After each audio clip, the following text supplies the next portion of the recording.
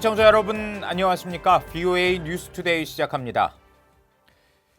존 볼튼 국가안보보좌관은 미한 연합훈련을 비난하며 미사일 도발을 벌이고 있는 북한의 주장을 일축했습니다.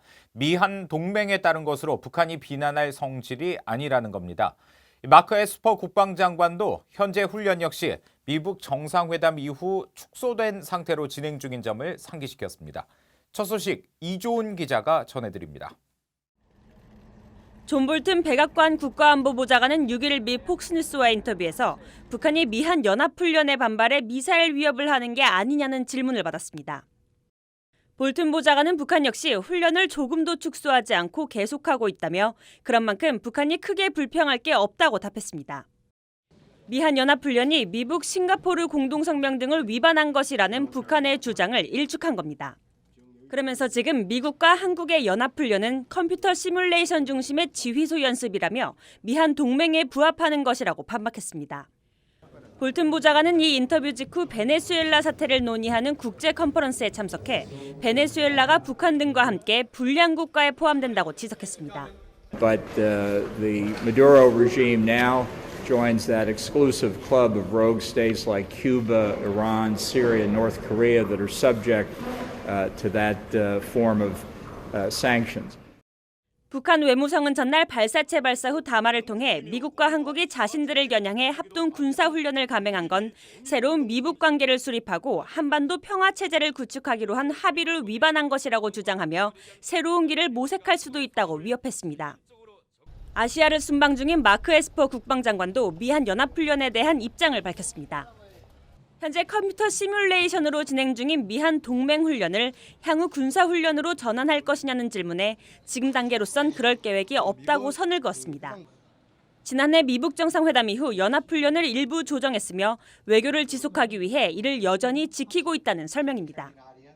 동시에 준비태세 유지를 강조한 에스퍼 장관은 일본을 거쳐 9일 한국에서 정경두 국방장관을 만나 미한 훈련 일정과 명칭 등을 발표할 것으로 알려졌습니다.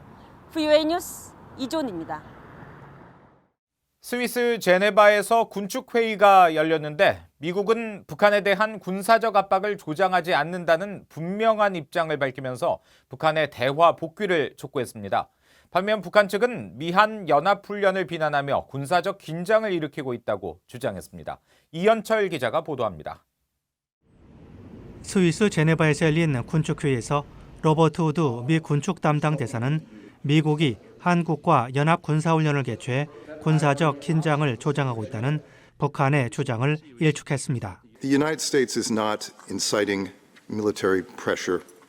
우드 대사는 그러면서 미국은 지난해 싱가포르에서 열린 1차 미북 정상회담에서 도널드 트럼프 대통령과 김정은 위원장이 합의한 북한의 비핵화를 위해 노력하고 있다면서 대화 복귀를 강조했습니다. We very much look forward to returning to discussions with the North in order to carry out the vision laid out at that summit by President Trump and Chairman Kim. 제네바 주재 한국 대표부 측도 미북 간 대화 재개를 촉구했습니다. 또 한반도 긴장 완화와 항구적 평화 구축의 중요성을 강조하면서 한국 정부는 이 목표를 이루기 위해 노력하고 있다고 밝혔습니다. 반면 제네바 주재 북한 대표부는 지난 5일 시작된 미한 연합 군사훈련을 강력히 비난했습니다. 미국이 군사연습을 중단하기로 한 정상 간 약속을 무시한 채 대규모 최신식 공격용 군사장비들을 한국에 배치하면서 군사적 긴장을 불러일으키고 있다고 주장했습니다. Although United States and South Korean authorities are playing every trick to justify this military exercise, they can neither conceal nor whitewash its aggressive nature in any manner. 그러면서 미한 군사연습은 북한이 지금까지 취해온 주요 조치들을 재고하게 만들 수도 있다고 경고했습니다. 주 참사관은 대화를 통해 문제를 해결하겠다는 북한의 입장에는 변화가 없지만 북한을 겨냥한 적대적 군사적 행동이 계속되는 한 대화의 추동력은 더 약화될 것이라고 주장했습니다. VOA 뉴스 이현철입니다. 미국이 최근 8년간 북한을 방문한 외국인들의 무비자 미국 입국을 제한하는 새 조치를 발표했죠. 그런데 이 조치가 북한의 주요 관광 사업에 타격을 줄 것이라는 분석이 나왔습니다. 이 한국의 남북 교류와 경협 추진에도 영향을 미칠 수 있다는 전망도 나오는데요. 김영권 기자가 취재했습니다. 미국의 제재 전문가인 조슈아 스탠튼 변호사는 6일 BOA에 북한을 방문한 외국인들에게 무비자 혜택을 금지한 미국 정부의 조치는 다양한 메시지를 담고 있다고 말했습니다. 지난 12월 이 조치를 미국 정부에 공개적으로 제안했던 스탠튼 변호사는 북한 김정은 위원장이 제재 생존 전략으로 적극 추진하는 주요 관광 사업이 이번 조치로 타격을 받을 것이라고 지적했습니다. What this does is it says that the United States has the power to discourage visits to those places by anyone who might also want to come to the United States. 미 정부의 새 조치가 북한 정권의 제재 회피를 상쇄하는 효과가 있다는 겁니다. 북한 관영 매체들은 김정은 위원장이 원산 갈마 해안관광지구와 양덕 온천지구 건설, 삼지연군 건설 등 이른바 3대 사업에 큰 관심을 두고 조기 완공을 적극 독려하고 있다고 보도해왔습니다. 이번 조치를 협상을 위한 미국의 대북 압박 전술로 보는 분석도 있습니다. My guess is that's our tactic, and if the North Koreans then come to if it works, if the North Koreans do come to the table, and these are kind of easy things for us to let go, much easier than trade sanctions. 브라운 교수는 그러나 북한의 현 관광 리조트 사업은 성공할 가능성이 적은 데다 북한 관광의 90% 이상을 중국인들이 차지하기 때문에 이번 조치의 파급은 제한적일 것이라고 말했습니다. 또 북한 당국이 입국 외국인들의 여권에 출입국 사증과 스탬프를 찍지 않으면 이들의 북한 체류 증거를 확인하기 힘들기 때문에 미국의 새 조치가 이행되기 어려울 수도 있다고 지적했습니다. 하지만 이번 조치는 한국 등 비자 면제국 시민들의 방북을 자제시키고 금강산 관광 재개 등 남북 교류를 적극 추진하는 한국 문재인 정부에도 압박이 될 수 있다는 분석도 나오고 있습니다. BOA 뉴스 김영권입니다.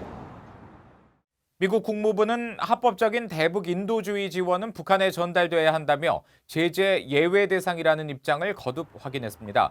미 국무부는 6일 민간 지원단체들이 북한의 물품을 반입하고 방문하는데 여전히 어려움을 겪고 있다는 민간 지원단체의 주장에 대한 입장을 묻는 BOA의 질문에 이같이 밝혔습니다.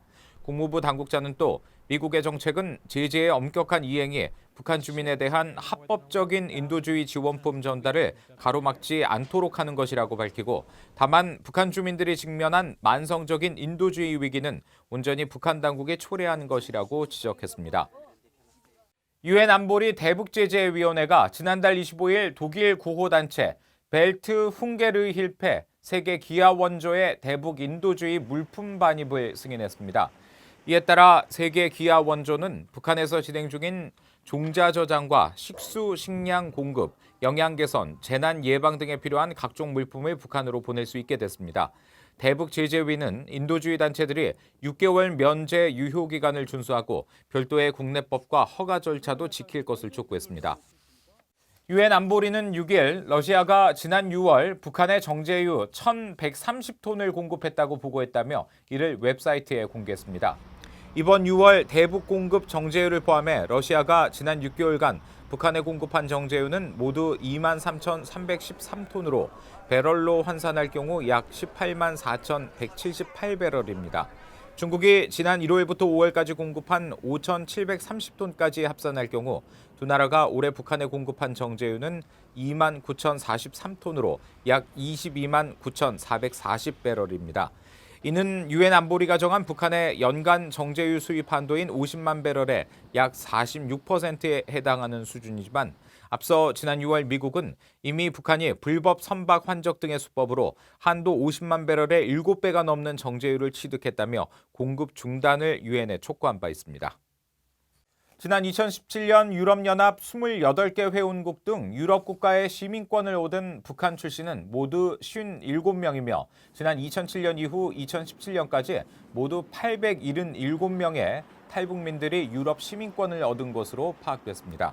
유럽연합 EU 공식 통계기구인 유로스타트의 관련 자료에 따르면 지난 2017년 유럽 국가의 시민권을 획득한 북한 출신은 모두 57명이며 이는 지난 2016년에 66명보다 9명 줄어든 것이고 지난 2015년 128명의 절반 이하였습니다. 또 2017년 북한 출신이 가장 많이 시민권을 얻은 나라는 영국으로 31명이었고 이어 독일 11명, 이탈리아 5명, 키프로스 4명, 몰타 2명 등의 순이었습니다. 이상으로 VOA 뉴스투데이 마칩니다. 함께해 주신 여러분 고맙습니다.